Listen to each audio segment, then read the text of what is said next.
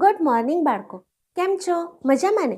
તો ચાલો હવે આપણે આપણા પાર્ટ 3માં સરસ મજાની રીતે કાર્ડ દ્વારા એકમ અને દશકની માહિતી મેળવીશું. તો બાળકો, હવે તો તમને ખબર પડી ગઈ કે આપણે આ આખું ચેપ્ટર એકમ અને દશક માટે ભણ્યા છીએ. અને હા, તમારી ટેક્સ્ટ બુકમાં જે ઉંદર અને વાંસળીવાળાની વાર્તા આપેલી છે તે કેટલી સરસ મજાની છે અને વાંસળીવાળો કેટલી સરસ રીતે ગણતરી કરે છે. આટલા બધા ઉંદરોને ગણવા એ તો ખરેખર અશક્ય બાબત છે, પરંતુ વાંસળીવાળો ખૂબ જ ચતુર છે અને તેણે દરેક 10 ઉંદરે 1/10નું કાર્ડ મૂકીને ખૂબ જ સરસ રીતે ગણતરી કરી રાજાજીને એકદમ ચોક્કસ માહિતી આપી કે મેં 80 ઉંદરો ગણ્યા છે.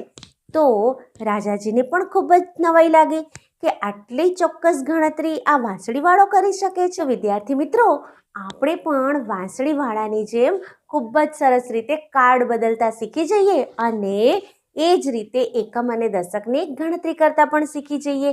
તો ચાલો હવે આપણે બોર્ડ પર સરસ રીતે કાર્ડ બદલતા શીખી જઈએ અને તેના આધારે આપણે કોઈ પણ સંખ્યાને એકમ અને દશકમાં વિભાજિત કરતા શીખીશું.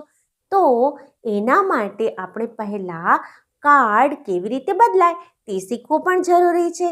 તો ચાલો સૌથી પહેલાં આપણે કાર્ડ બદલતા શીખી જઈએ. તો ચાલો હવે આપણે દશક અને એકમને કાર્ડ દ્વારા સરસ રીતે સમજી લઈએ. બાળકો, મેં આ બોર્ડ પર એકમ અને દશક એના આધારે ત્રિકોણ કાર્ડ અને ચોરસ કાર્ડ બનાવેલા છે.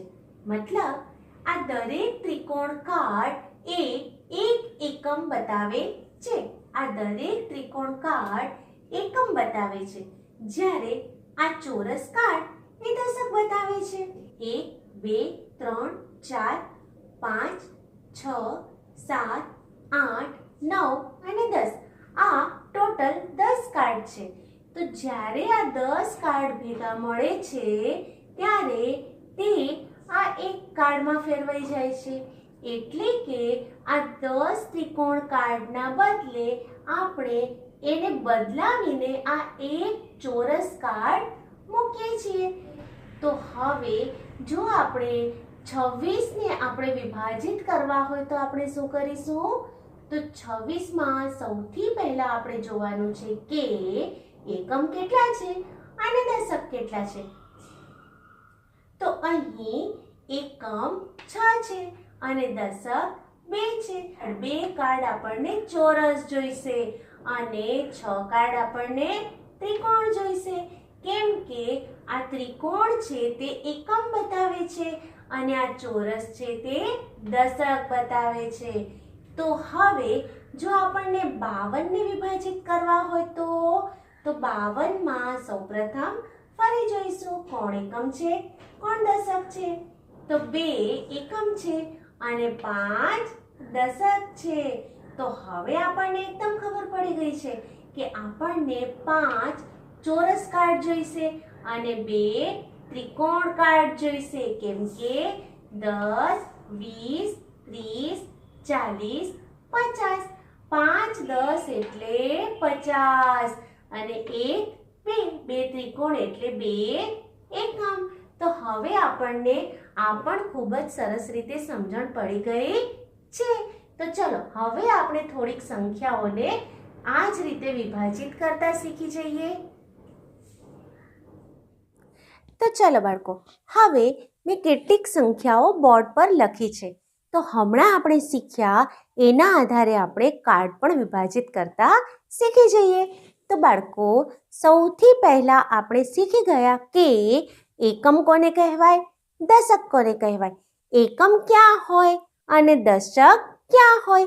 તો સૌથી પહેલા જમણી બાજુ ડાબી બાજુ, જમણી બાજુ ડાબી બાજુ, જમણી બાજુ ડાબી બાજુ, જમણી બાજુ ડાબી બાજુ. એટલે કે જમણી બાજુ એકમ, ડાબી બાજુ દશક. તો અહીં પણ આપણે હમણાં જ શીખી ગયા કે આ ત્રિકોણ કાર્ડ એ એકમની સંખ્યા બતાવે છે. તો અહીં પણ તે જમણી બાજુ છે અહીં પણ જમણી બાજુ છે અને આ ચોરસ છે તે દશકનું સ્થાન બતાવે છે, તો અહીં તે ડાબી બાજુ છે. હવે તો એકદમ સિમ્પલ કે અહીં છે 2 એટલે કે 2 દશક, તો 2 આપણે બનાવીશું ચોરસ કાર્ડ. 2 દશક, 2 ચોરસ કાર્ડ, 10 10 10 અને 10 20 અને 5 એકમ એટલે કે 5 ત્રિકોણ કાર્ડ. 1 2 3 4 5 આ થઈ ગયા 25.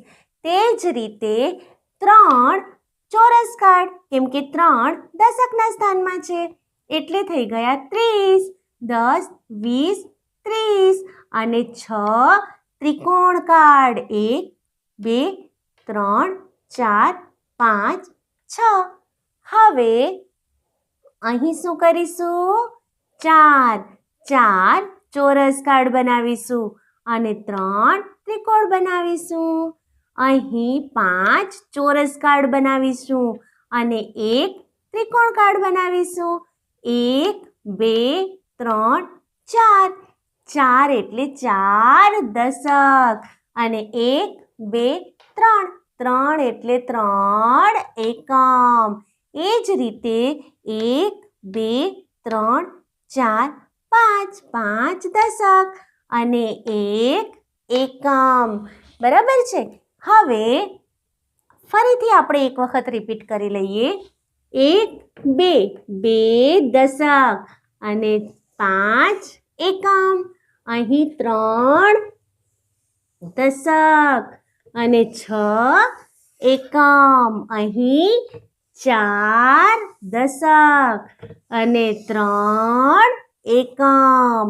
ફરી પાછું આ છે 5 એટલે કે 5 દશક અને 1 એકમ. અને હવે આપણે સંખ્યા લખવાની છે કે જો 1 2 3 4 5 6 અને 7 આ 7 ચોરસ કાર્ડ હોય તો કેટલા થાય? 7 ચોરસ કાર્ડ હોય તો 70 થાય. તો 70 ને આપણે દશકના સ્થાનમાં મૂકીશું તો બની જશે 7. થઈ ગયા? 1 2 3 4 5 6 7. એને મૂક્યા દશકના સ્થાનમાં, બની ગયા 70. અને 1 2 2 કેટલા છે? ત્રિકોણ. બની ગયા 72. 70 વત્તા 2 બરાબર 72. તો 1 2 3 4 5 6 7 7 દશક અને 1 2 2 એકમ. તો આપણને આપણી સંખ્યા મળી ગઈ 72. તો છે ને સાવ સહેલું. તો હવે તમને ખૂબ જ સરસ રીતે આવડી ગયું. નવા ચેપ્ટરમાં ફરી મળીએ. આવજો.